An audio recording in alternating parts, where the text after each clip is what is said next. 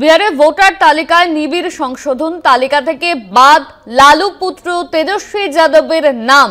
সংশোধনী তালিকা থেকে বাদ পড়ল লালু পুত্র তেজস্বী যাদবের নাম। বিহারের ভোটার তালিকায় নিবিড় সংশোধন, সেই তালিকা থেকে বাদ পড়েছে লালু পুত্র তেজস্বী যাদবের নাম।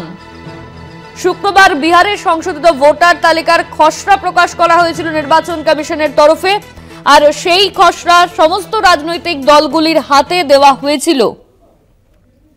আর এবার যে বিষয়টা জানা যাচ্ছে যে এই সংশোধনী তালিকা থেকে বাদ পড়েছে লালু পুত্র তেজস্বী যাদবের নাম। তালিকা থেকে বাদ পড়ল লালু পুত্র তেজস্বী যাদবের নাম। বিহারে ভোটার তালিকায় নিবিড় সংশোধন। আমাদের সঙ্গে সরাসরি নিউজরুম থেকে রয়েছেন কলকাতা টিভির পলিটিক্যাল এডিটর আশিস চট্টোপাধ্যায়। আশিস দা, তালিকা থেকে বাদ লালু পুত্র তেজস্বী যাদবের নাম। দেখো, ভোটার তালিকা নিয়ে ভূমিকম্পটা শুরু হয়ে গেল। একটু আগে আমরা কলকাতা টিভিতে বলেছি রাহুল গান্ধী কি কথা বলেছেন, যে লোকসভা ভোটটা রিগিং হয়েছে। আর এখন দেখা যাচ্ছে বৈশালী জেলার রাঘবপুর থেকে নির্বাচিত বিধায়ক তেজস্বী যাদব, যিনি রাজ্যের উপমুখ্যমন্ত্রী ছিলেন, যার বাবা মা লালু প্রসাদ যাদব এবং রাবড়ি দেবী দীর্ঘদিন বিহারের মুখ্যমন্ত্রী ছিলেন, সেই তেজস্বী যাদবের নাম ভোটার লিস্ট থেকে হাওয়া।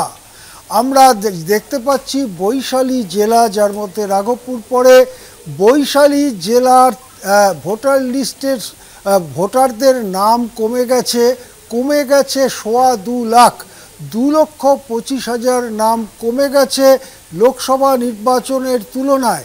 এবং দেখা যাচ্ছে রাঘবপুর বিধানসভা কেন্দ্রে, যেখানে তিনি ভোটার, সেখান থেকে তিনি নির্বাচিত, সেখানে তার নাম নেই, রাজ্যের প্রাক্তন উপমুখ্যমন্ত্রীর নাম নেই। আমরা শুনতে পাচ্ছি এখনই একটু পরে সাংবাদিকদের সঙ্গে কথা বলবেন তেজস্বী বর্তমানে বলা যেতে পারে রাষ্ট্রীয় জনতা দল তার সর্বোচ্চ নেতাই বলা যেতে পারে, যদিও লালু প্রসাদ যাদব এখনও বেঁচে আছেন, কিন্তু তার শরীর এতটাই খারাপ যে তিনি দৈনন্দিন দলের কাজে অংশ নেন না। রাবড়ি দেবী কখনোই দলীয় নেত্রী হিসেবে খুব একটা ভূমিকা পালন করেননি। লালু রাবড়ি দুজনেই তেজস্বীর ওপরে নির্ভর করে দায়িত্ব ছেড়েছেন।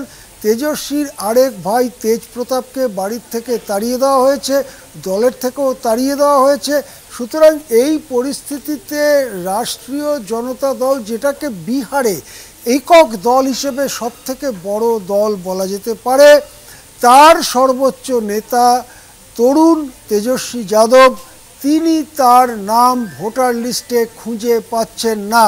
এর থেকে বড় চমক, এর থেকে বড় অভিযোগ, এর থেকে বড় ভোটার তালিকার গোলমাল আর কি হতে পারে?